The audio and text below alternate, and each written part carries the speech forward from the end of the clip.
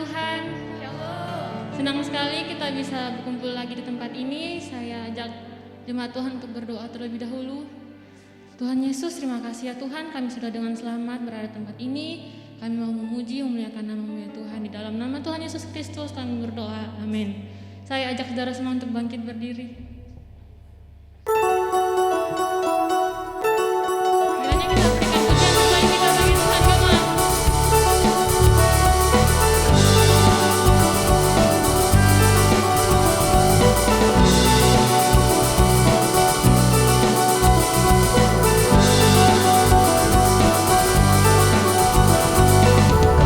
Seperti mentari pagi, langkahku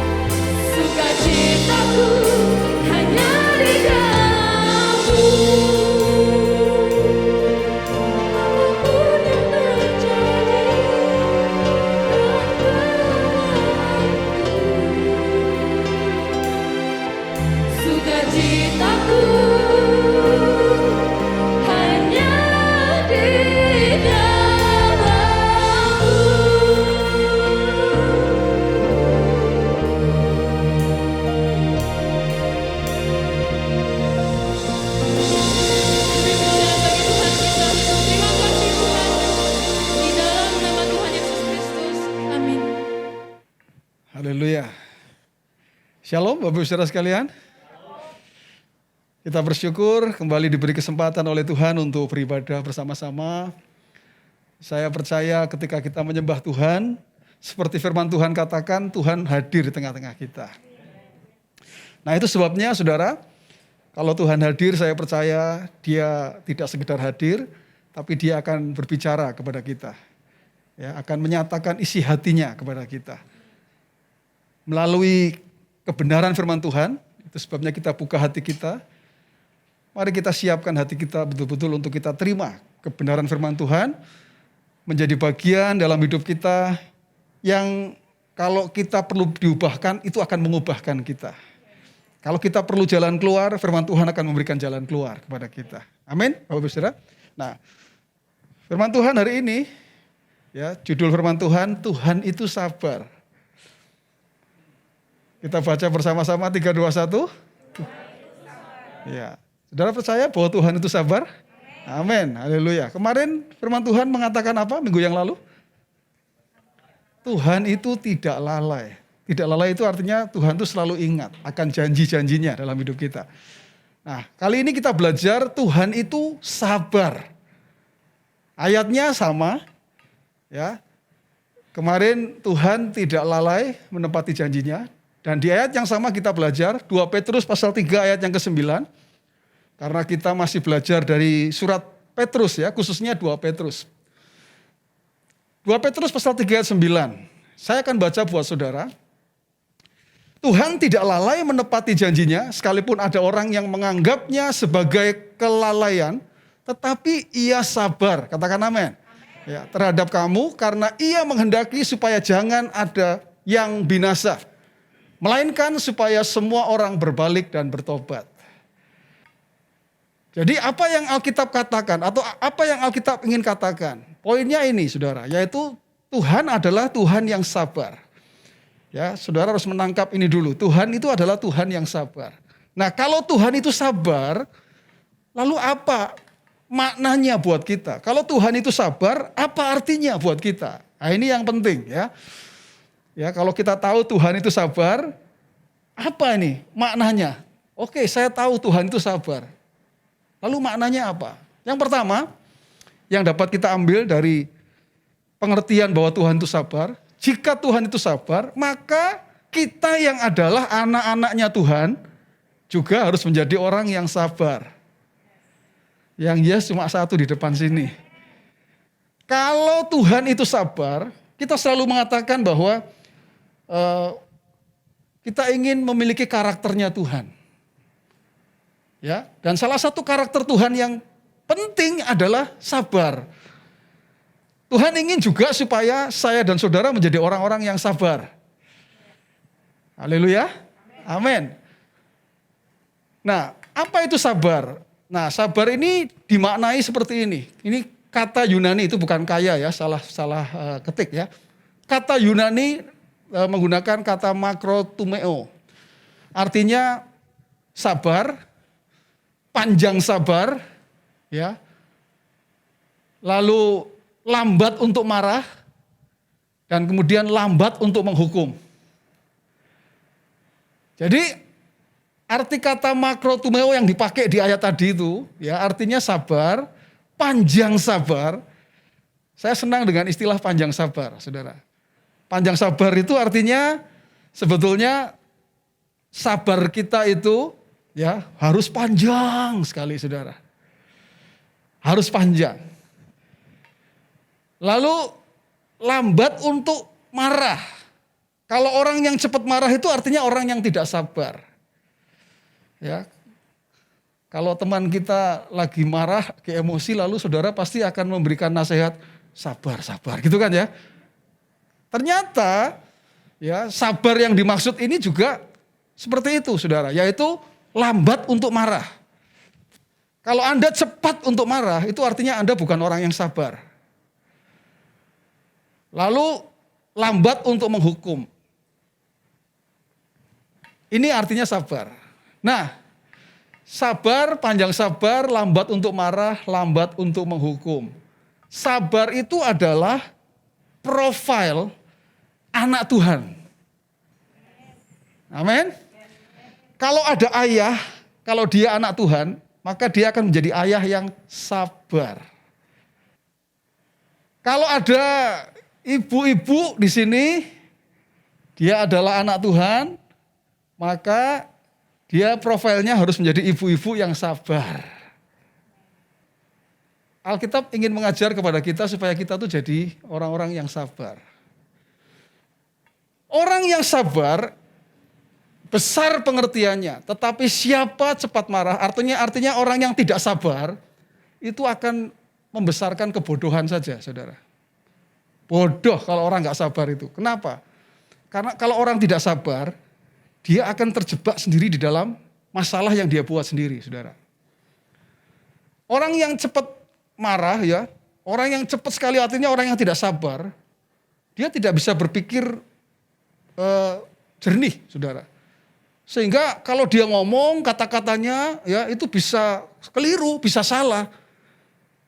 Dan biasanya orang yang nggak sabar itu menyesalnya, ya menyesal pasti di kemudian ya saudara ya. Dia akan menyesal, aduh aku kok tadi ngomong gitu ya.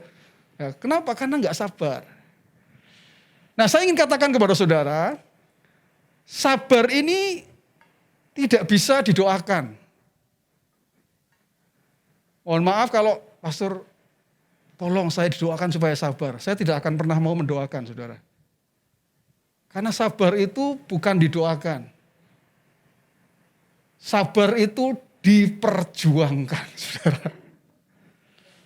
Kenapa? Karena ketika Anda minta sabar, maka yang diberikan kepada saudara adalah sesuatu yang membuat saudara tidak sabar. Semoga Anda menangkap apa yang saya maksudkan, saudara. Ketika suami berdoa kepada Tuhan, Tuhan berikan saya kesabaran, bukan Tuhan kemudian memberikan kesabaran, langsung diberikan kesabaran, tidak. Yang diberikan Tuhan itu adalah istri yang membuat tidak sabar. Bisa enggak suatu kali istri juga punya kesalahan, membuat suami tidak sabar, bisa saudara? Bisa. Demikian juga sebaliknya. Istri, Tuhan saya pengen sabar. Kasih suami yang bikin gak sabar. Nah disitulah kita betul-betul perjuangkan apakah kita itu orang yang sabar atau tidak. Karena apa? Sabar itu harus keputusan. Pilihan kita gitu saudara. Kita tidak bisa Tuhan berikan kesabaran, lalu Tuhan kasih kesabaran. Tiba-tiba Anda sabar sekali saudara. Tidak. Tidak, bahkan sabar itu saya katakan itu sebuah proses dalam kehidupan kita. Ada sebuah ilustrasi saudara, ada seorang pria, dia sudah punya istri, dia tuh merasa punya masalah ini. Masalahnya apa? Dia tidak sabaran orangnya, gampang emosi. Ya. Dia sedikit dipancing aja dia bisa emosi begitu saudara. Lalu dia datang, dia cari ke orang yang dianggap berhikmat oleh dia. Datanglah dia ke sana. Lalu dia tanya, Pak, saya ini kok jadi orang ini kok seperti ini ya, nggak sabaran. Saya ini bahkan cenderung emosian, gampang emosi gitu. Oh, lalu orang ini ya, orang yang dianggap berhikmat ini mengatakan, oke, saya akan berikan resepnya supaya kamu bisa menjadi orang yang sabar. Lalu dia memberikan resepnya adalah 7 langkah kesabaran gitu, saudara. 7 langkah. Ini betul-betul 7 langkah, saudara. Maksudnya apa? Maksudnya gini, kalau kamu ada sesuatu yang membuat kamu sudah gak sabar, kamu pengen marah gitu, lalu kamu mundur 7 langkah. Jadi mundur 7 langkah dan kamu hitung langkahnya dan kamu mundur dengan apa? Menghentakkan kaki yang kuat-kuat begitu saudara. Jadi kalau marah harus mundur 1, 2 dihitung, 3, 4, 5, 7. Balik lagi, lakukan sampai 7 kali. Ya oke, hikmatnya diterima, baik. 1 kali saudara, dia pulang kerja, dia mengharapkan kalau pulang kerja sebagai suami, pulang-pulang sudah siapin kalau mandi pakai air panas gitu ya. Istrinya sudah nyiapin semuanya. Ya, karena dia sudah capek pulang kerja. Begitu dia pulang masuk kamar, Saudara, dia melihat di kamar tidurnya itu istrinya sedang tidur dengan orang lain. Ya. Betapa marahnya. Ya. Satu selimut dengan orang lain, Saudara. Marahnya luar biasa dia. Bayangkan ya, Saudara ya. Suami pulang-pulang lihat istrinya begitu, dia marah, Saudara. Tapi dia ingat tuh hikmatnya, ya kan? Mundur 7 langkah, ya kan? Lakukan sampai 7 kali, Saudara. Betul. Ya, waktu dia mau marah, lalu dia kemudian ingat, mundur, ya. Tapi dia kuat-kuat ngomongnya, 1, 2, 3 gitu ya, sampai 7 kali. Nah, dia kan membuat kegaduhan ya, Saudara ya. Lalu istrinya terbangun. Ya, begitu terbangun, selimutnya terbuka. Ternyata yang tidur dengan istrinya itu adalah ibu dari istrinya, Saudara. Dia bilang, puji Tuhan, untung saya tidak marah. Kalau saya marah waktu itu, saya bisa bunuh istri saya. Tapi hikmatnya suruh mundur 7 langkah itu ternyata betul gitu ya. Ini ilustrasi saja, Saudara. Artinya apa? Artinya begini, Saudara. Orang yang tidak sabar, dia akan bisa membuat kesalahan yang fatal. Bisa. Suami kalau nggak sabar ya, perkataanmu akan membuat kesalahan fatal terhadap istrimu. Dan kalau perkataan itu menyakitkan, itu akan tersimpan, terakumulasi begitu ya. Kalau istri itu pintar menyimpan, Saudara. Tapi ya suami juga ada yang bisa menyimpan juga, Saudara. Tapi maksud saya adalah bahwa Alkitab itu benar. Bahkan Alkitab mengatakan, orang yang sabar itu melebihi seorang pahlawan. Orang yang bisa menguasai dirinya itu lebih dari orang yang menguasai kota. Jadi rupanya, ya, kalau ada orang yang bisa menguasai kota, itu dianggap hebat, itu belum apa-apa dibanding dengan kalau ada orang yang bisa menguasai dirinya sendiri. Sesuatu yang susah dikuasai itu adalah dirinya sendiri sebetulnya. Ya, yang sulit dikuasai itu adalah diri kita sendiri sebetulnya. Itu sebabnya Amsal mengatakan bahwa orang yang sabar, orang yang bisa menguasai dirinya itu melebihi seorang pahlawan, melebihi orang yang merebut kota. Gambarannya itu seperti itu. Nah, itu sebabnya Saudara, kita sebagai orang percaya, ya, ayo kita harus tetap sabar. Ketika apa? Ketika sudah berjuang tapi belum berhasil.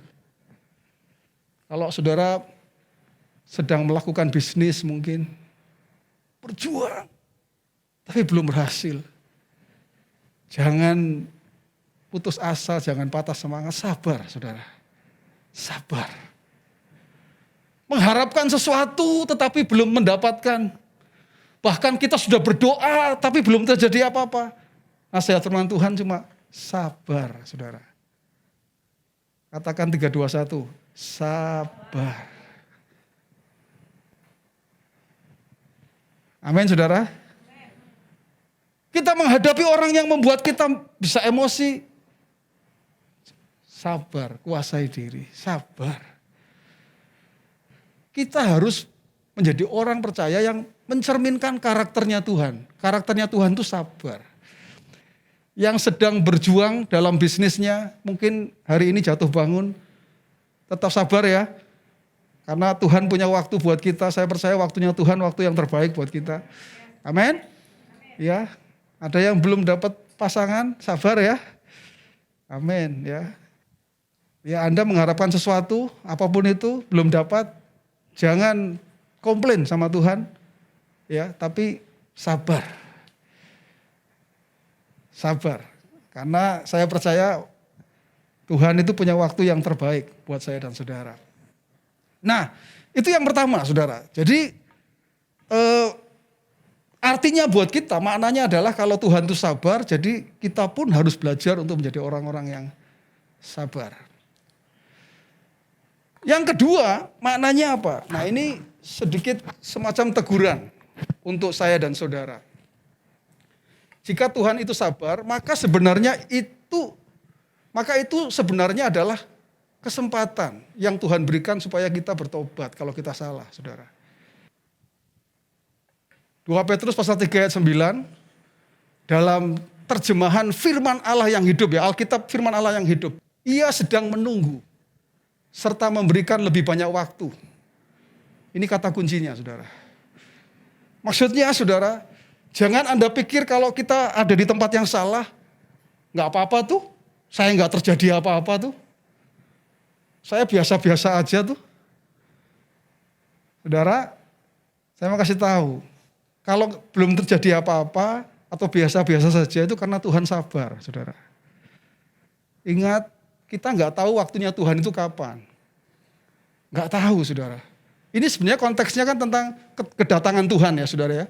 Maksudnya sebelum kedatangan Tuhan, Tuhan mau supaya banyak orang bertobat, gitu saudara. Ya, supaya setiap orang bisa bertobat, percaya Tuhan Yesus. Tapi bagi kita orang yang percaya, kalau dia itu sabar, artinya dia menunggu kita, memberikan kesempatan. Ada nggak orang percaya yang jalannya salah, saudara, hari ini? Ada. Itu sebabnya saya menyampaikan firman Tuhan ini. Ya. Kenapa? Karena ada orang-orang yang jalannya itu salah, saudara. Orang Kristen, iya, orang Kristen. Percaya Tuhan Yesus, iya. Percaya Tuhan Yesus, bahkan dalam tanda petik, hamba Tuhan, iya, hamba Tuhan. Tapi tidak menjamin orang itu ada di jalan yang benar, saudara. Bisa ada di jalan yang salah.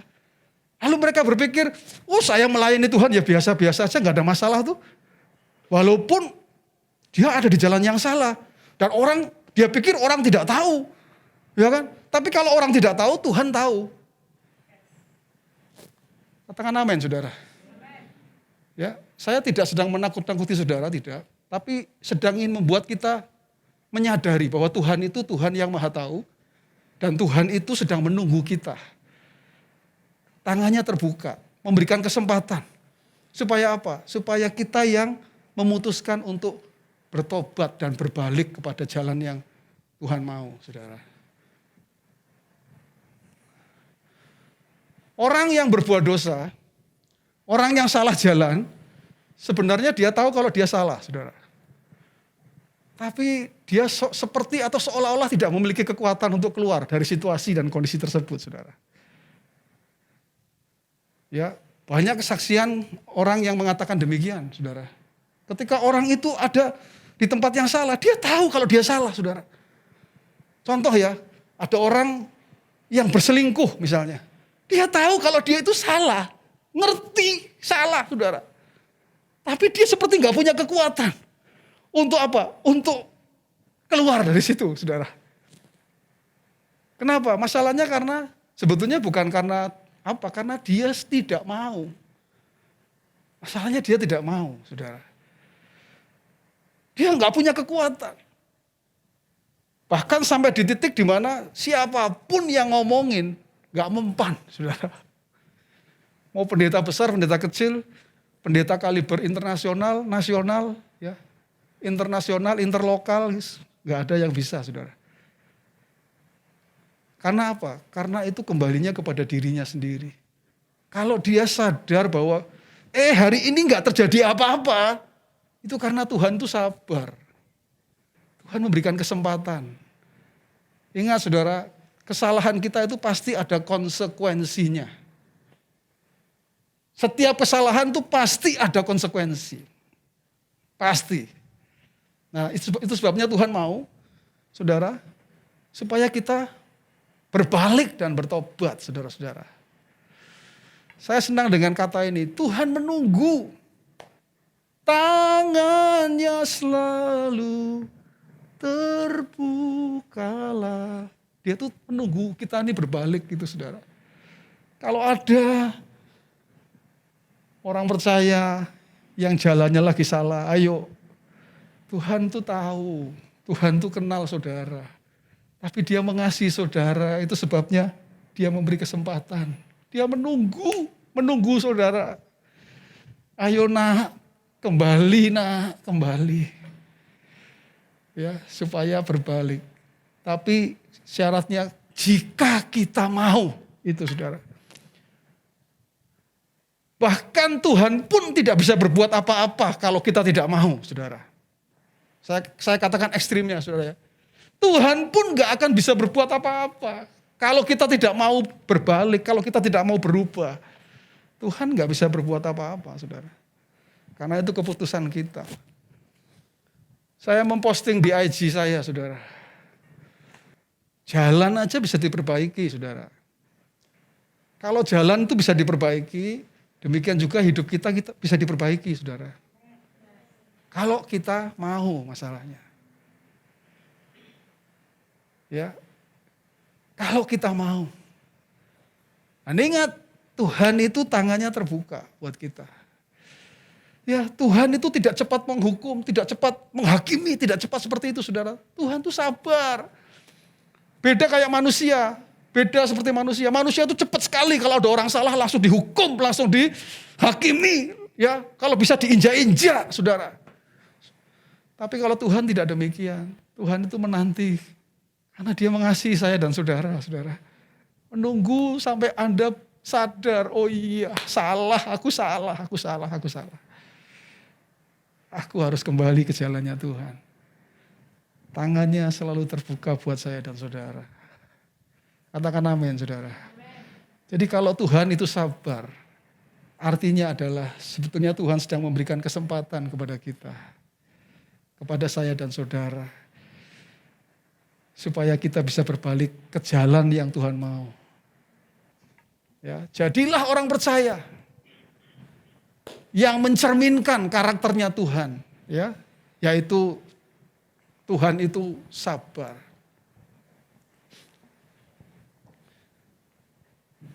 Kalau kita sedang salah jalan, tadi saya mengatakan,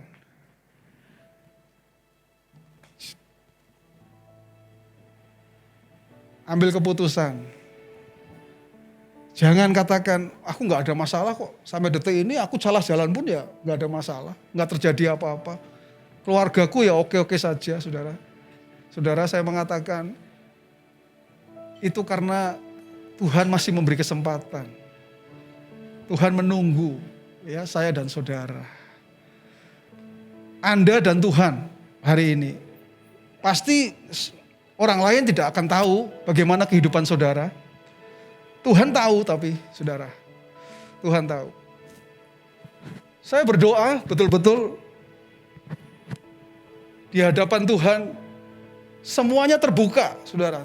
Tidak ada yang tertutupi, tidak ada. Semua terbuka. Tuhan tahu apapun yang kita lakukan, Tuhan tahu. Kalau ada di antara kita yang salah jalan, firman Tuhan hari ini bukan untuk menghakimi, bukan untuk menghukum, bukan. Firman Tuhan ini untuk mengingatkan kita, supaya kita sadar bahwa Tuhan itu menunggu saya dan saudara untuk berbalik, bertobat, tidak lagi melakukan hal-hal yang Tuhan tidak kehendaki. Justru yang harus kita kejar hari ini, kita perjuangkan adalah poin yang pertama. Hiduplah dalam karakternya Tuhan, yaitu karakter yang sabar, jadi orang yang sabar. Saya sebetulnya tidak mau banyak ngomong tentang yang poin kedua. Saya berdoa tidak ada di antara saudara yang salah jalan. Saudara semua ada di jalan yang benar, gitu saudara. Tapi yang nomor satu ini, ayo kita perjuangkan. Siapapun saudara, jadilah orang yang sabar. Katakan amin, saudara. Cerminkan karakternya Tuhan. Begitu orang lihat saudara, wah, orang ini kok bisa sabar kayak gini ya. Orang ini dijahati kayak gini kok bisa sabar begini. Nah, itulah karakternya Tuhan, saudara. Anda mencerminkan karakter Kristus dalam hidup saudara. Bagi dunia ini konyol. Wong sudah dijahati gitu kok masih sabar terus. Tapi justru itu yang Tuhan ajarkan. Supaya kita menjadi orang-orang yang sabar. Haleluya. Mari kita bangkit berdiri bersama-sama, saudara. Katakan sama-sama dengan pujian tadi, saudara. Oh, hatiku bersuka memuji namamu, jiwaku bermegah.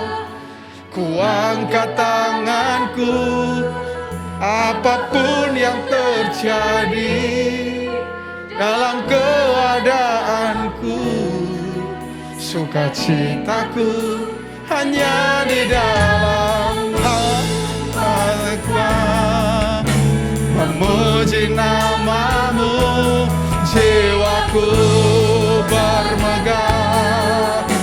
Ku angkat tanganku, apapun yang terjadi dalam keadaanku, sukacitaku hanya hatiku bersuka memuji namamu, jiwaku bermegah. Ku angkat tanganku, apapun yang terjadi dalam keadaanku, sukacitaku hanya di dalam-Mu. Semua tundukkan kepala. Saudara, tundukkan kepala saudara. Tadi saya mengatakan firman Tuhan tidak akan menjadi sesuatu yang mengubah apa-apa, kecuali kita meresponi apa yang firman Tuhan katakan. Saudara yang paling tahu kehidupanmu, saudara yang paling mengerti kehidupan saudara masing-masing. Apakah Anda adalah orang-orang yang sabar? Anda lamban untuk marah? Anda adalah orang-orang yang bisa mengendalikan, menguasai hidup Anda. Ketika Anda tergoda, ada hal-hal yang membuat Anda menjadi emosi, menjadi marah. Tapi Anda belajar untuk memutuskan, mengambil pilihan untuk sabar. Apakah Anda adalah orang-orang yang demikian? Itu pertanyaan. Ataukah sebaliknya, hari-hari yang kita lewati, kita lebih cenderung menjadi orang yang tidak sabar. Bahkan kadang menyalahkan Tuhan. Ketika ada sesuatu yang kita harapkan tapi tidak terjadi, lalu kita buru-buru menyalahkan Tuhan. Kenapa aku sudah berdoa, kok aku tidak mengalami? Tuhan ingin mengatakan, belajarlah untuk sabar. Sabar. Sekali lagi saya mengatakan bahwa waktunya Tuhan itu pasti yang terbaik buat saudara. Waktunya Tuhan itu pasti yang terbaik. Dia punya waktu buat saudara dan saya. Untuk hal apapun. Itu sebabnya belajarlah untuk sabar. Belajar untuk sabar. Namun jika ada di antara saudara yang engkau tahu bahwa jalanmu itu salah. Firman Tuhan tidak ingin menghakimi saudara, tetapi ingin mengingatkan saudara. Sadarilah kalau tidak terjadi apa-apa hari ini dalam hidupmu ketika engkau di jalan yang salah. Sebetulnya bukan karena satu dan lain hal, tapi karena Tuhan itu sabar. Tuhan itu menunggu saudara dan saya supaya kita berbalik dan bertobat. Tuhan Yesus, kami bersyukur untuk kebenaran firman-Mu saat ini ya Tuhan. Biarlah kami menjadi orang-orang percaya yang meresponi firman Tuhan dengan baik ya Tuhan. Kami mau firman yang kami dengar hari ini itu menjadi kebenaran yang hidup dalam hidup kami Tuhan. Mengubahkan hidup kami. Firman itu betul-betul nyata, hidup dalam hidup kami Tuhan. Kami betul-betul menjadi orang-orang yang hidup di dalam kesabaran ya Tuhan. Kami perkatakan setiap pribadi lepas pribadi yang ada, yang berdiri di hadapan-Mu saat ini ya Tuhan. Kami perkatakan sebagai siapapun kami, sebagai ayah, sebagai suami, sebagai istri, sebagai ibu, sebagai anak, sebagai siapapun kami Tuhan. Kami mau menjadi orang-orang yang belajar untuk sabar ya Tuhan dalam segala hal. Kami mau mengambil pilihan, mengambil keputusan untuk memperjuangkan itu terjadi dalam hidup kami ya Tuhan. Kami perkatakan di dalam nama Tuhan Yesus. Itulah yang terjadi untuk setiap kami di tempat ini Tuhan. Kami terima kebenaran ini Tuhan. Menjadi bagian dalam hidup kami Tuhan. Tidak akan terambil dari kami. Mewarnai kehidupan kami Tuhan. Sehingga kehidupan kami menjadi kehidupan yang menjadi berkat buat banyak orang ya Tuhan. Dengan kesabaran kami percaya hidup kami akan menjadi berkat buat banyak orang ya Tuhan. Terima kasih Tuhan Yesus. Sekali lagi kami perkatakan, itulah yang terjadi untuk setiap kami semua. Mari jemaat yang dikasihi Tuhan, angkat tanganmu dan terima berkat dari Tuhan.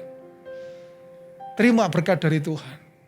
Jadilah engkau orang percaya yang mengandalkan Tuhan dalam kehidupanmu. Karena Tuhan akan membuat engkau seperti pohon yang ditanam di tepi aliran air. Engkau tidak pernah takut tahun-tahun kering. Karena apapun yang diperbuat tanganmu, Tuhan akan buat berhasil. Engkau akan terus naik dan tidak turun. Engkau jadi kepala dan bukan jadi ekor.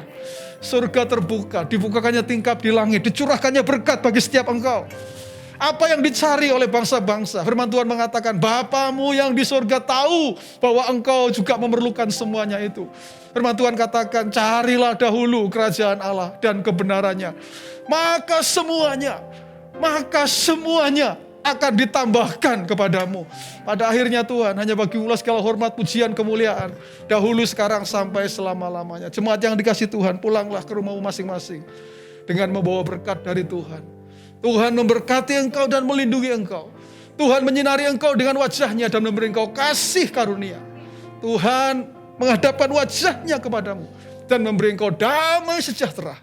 Roh Kudus akan menyertai engkau mulai sekarang ini sampai selama-lamanya. Di dalam nama Tuhan Yesus Kristus, orang percaya katakan bersama, amin, haleluya. Tuhan Yesus memberkati kita semua.